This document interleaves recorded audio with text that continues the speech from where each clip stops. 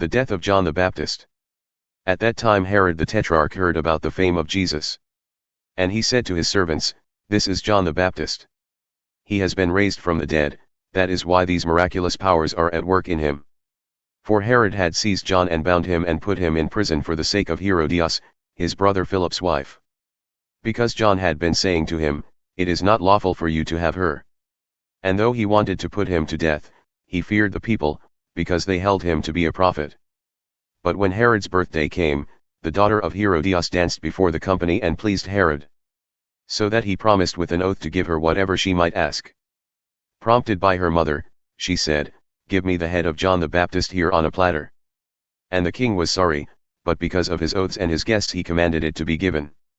He sent and had John beheaded in the prison. And his head was brought on a platter and given to the girl, and she brought it to her mother. And his disciples came and took the body and buried it, and they went and told Jesus. Jesus feeds the 5,000. Now when Jesus heard this, he withdrew from there in a boat to a desolate place by himself. But when the crowds heard it, they followed him on foot from the towns. When he went ashore he saw a great crowd, and he had compassion on them and healed their sick. Now when it was evening, the disciples came to him and said, "This is a desolate place, and the day is now over, send the crowds away to go into the villages and buy food for themselves." But Jesus said, "They need not go away, you give them something to eat." They said to him, "We have only 5 loaves here and 2 fish. And he said, "Bring them here to me." Then he ordered the crowds to sit down on the grass, and taking the 5 loaves and the 2 fish, he looked up to heaven and said a blessing. Then he broke the loaves and gave them to the disciples, and the disciples gave them to the crowds. And they all ate and were satisfied. And they took up 12 baskets full of the broken pieces left over. And those who ate were about 5,000 men, besides women and children. Jesus walks on the water. Immediately he made the disciples get into the boat and go before him to the other side, while he dismissed the crowds. And after he had dismissed the crowds, he went up on the mountain by himself to pray.